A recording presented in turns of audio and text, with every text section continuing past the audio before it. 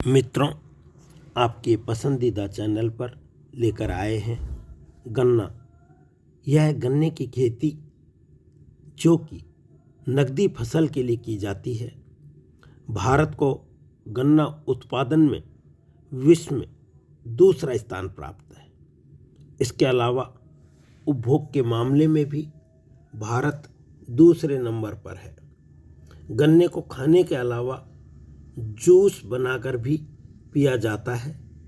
इसके जूस से गुड़, शक्कर और शराब आदि चीज़ों को बनाया जाता है।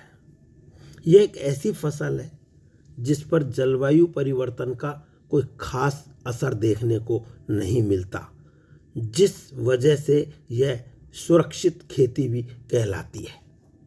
आज के समय में भी किसान भाई गन्ने को परंपरागत तरीके से उगाते हैं, किंतु वर्तमान समय में बाज़ारों में इसकी कई उन्नत किस्में देखने को मिल जाती हैं, जिन्हें उगाकर किसान भाई अधिक पैदावार प्राप्त कर रहे हैं। हम देखें कि गन्ने की जो उपयुक्त मिट्टी, जलवायु और तापमान, जिसमें कि किसी भी उपजाऊ मिट्टी में गन्ने की खेती की जा सकती है, किंतु गहरी दोमट मिट्टी में इसकी पैदावार अधिक मात्रा में प्राप्त होती है। इसकी खेती के लिए उचित जल निकासी वाली भूमि की आवश्यकता होती है, क्योंकि जल भराव से फसल के खराब होने की संभावना ज़्यादा बढ़ जाती है। सामान्य पीएच मान वाली भूमि गन्ने की खेती के लिए उपयुक्त होती है। गन्ने के पौधों को शुष्क और आर्द्र जलवायु की आवश्यकता होती है।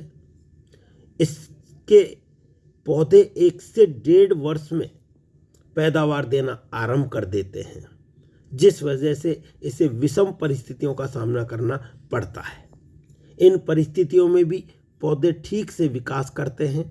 इसकी फसल को सामान्य वर्षा की आवश्यकता होती है तथा केवल 75 से 120 सेंटीमीटर वर्षा ही पर्याप्त होती है। गन्ने के बीजों को आरंभ में अंकुरित होने के लिए 20 डिग्री तापमान की आवश्यकता होती है तथा जब इसके पौधे विकास कर रहे होते हैं तब उन्हें 21 से 27 डिग्री तापमान चाहिए होता है।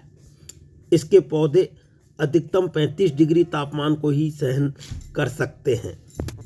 गन्ने की फसल उगाने से पहले खेत को अच्छी तरह से तैयार कर लिया जाता है। इसके लिए सबसे पहले खेत की गहरी जुताई कर दी जाती है।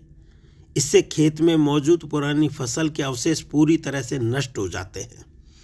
खेत की पहली जुताई के बाद प्रति हेक्टेयर के हिसाब से 12 से 15 गाड़ी पुरानी गोबर की खाद को खेत में डाल दिया जाता है।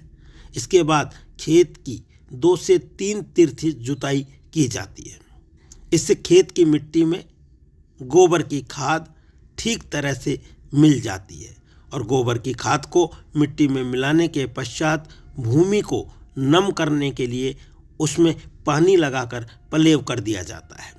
पलेव के बाद जब भूमि ऊपर से सूख जाती है तो रोटावेटर लगाकर जुताई कर दी जाती है। इससे खेत की मिट्टी भुरभुरी हो जाती है और भुरभुरी मिट्टी में पाटा लगाकर खेत को समतल कर दिया जाता है। की रोपाई नम भूमि में की जाती है, इसलिए इन्हें आरंभ में सिंचाई की आवश्यकता नहीं होती, लेकिन गर्मी के मौसम में सप्ताह में 1 बार पौधे को पानी देना आवश्यक होता है।